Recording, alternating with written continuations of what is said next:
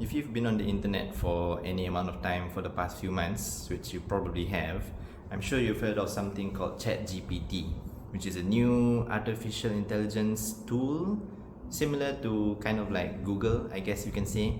It's basically like a search engine but on steroids. So the reason why I said it's like a search engine on steroids is because you can pretty much ask it anything. And the difference with Google and other traditional search engines is that with those search engines, they can only give you answers that are already on the internet, that have already been written down on the internet. So they will give you excerpts from certain websites and link you to those websites when you are searching for answers. But with ChatGPT, it actually generates unique answers every time you ask it a question, and you can also add certain conditions to your question. For example, you could ask it something simple like, what is a microorganism? And then it will just give you a basic definition of what a microorganism is. But you could add a condition to it, like explain what a microorganism is for a 10-year-old to understand. And then it will give you a much more simplified version of its previous answer in a way that potentially a 10-year-old will be able to understand. And that's something that Google and other traditional search engines just can't do. They can't give you dynamic answers. They can only give you static answers. What makes ChatGPT even more interesting is that you can do a lot more than just asking questions. You can quite literally ask it to do anything for you. I may not say do anything, but you can ask it to write a speech for you. You can ask it to write a report for you. You can ask it to summarize an email for you. You can ask it to expand an email for you if you are composing an email, or if you wrote an email to be sent to your boss, for example, and you wanted it to sound more professional.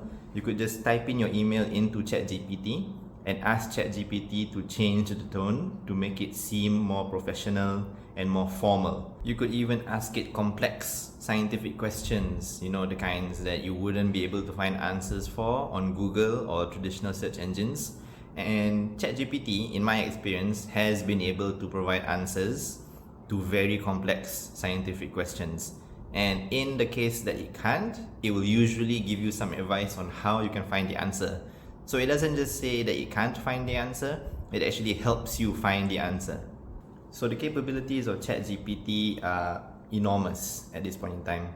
And even in the field of academics, it has already been used for numerous things. And of course, it comes with some controversy. So for example, if you are scheduled to give a talk or you've been invited to give a talk, you could ask ChatGPT to outline your talk for you, to help you get ready for your talk. Or if you're a student, you could ask it to write reports for you or complete assignments for you. And this is where the controversy comes in.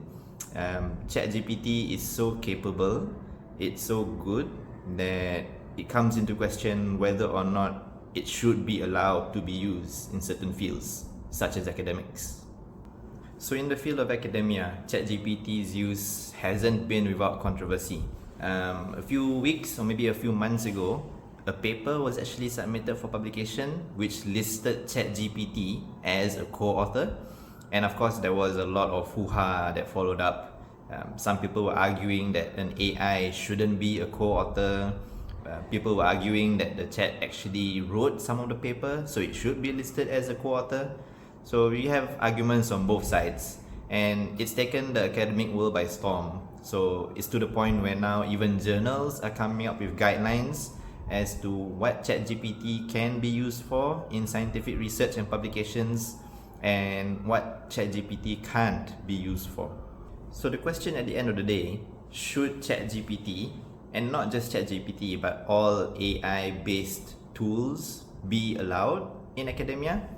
And if you ask me, someone who is relatively young in the field of academia, and as the generation which grew up with the internet and who grew up with all these technological advancements, I don't think ChatGPT and other AI-based tools need to be banned outright, because at the end of the day, it's just a tool.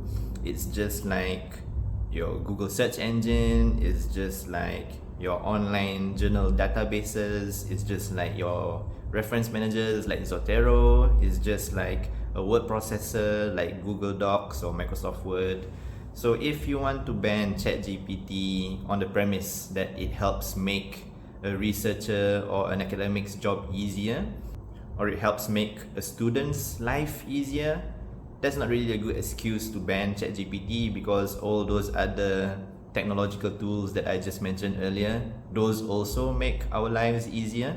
At this point in time, we are only at the beginning of our journey with AI-based tools. The world is only getting a glimpse of what it can do, and in just a few years' time, it will be even better.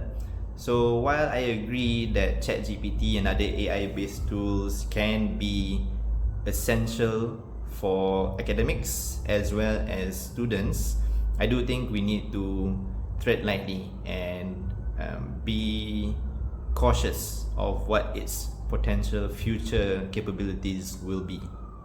I don't think we need to worry about ChatGPT or other AI tools taking over our jobs as researchers and scientists. Well, not at the moment at least, because currently it just gives us information. It just gives us answers. So it helps us do our job better. And as somebody who loves using technology, I'm all for it. If it helps make our job easier, then I'm all in. But yeah, like I said, we should just keep an eye on it. And especially if you are a teacher, an educator, we need to be able to differentiate, I guess I'm trying to say, if a student hands in assignments that they themselves wrote or that ChatGPT wrote. That will be a tricky task moving forward. So that will be it for me. If you have used ChatGPT in your line of academic work, I would love to hear your thoughts about it. How did you use it? What did you use it for? Do you think we need to be wary about its use in academia, or do you think we need to worry about students using it? If you have any thoughts, let me know. Thanks for watching.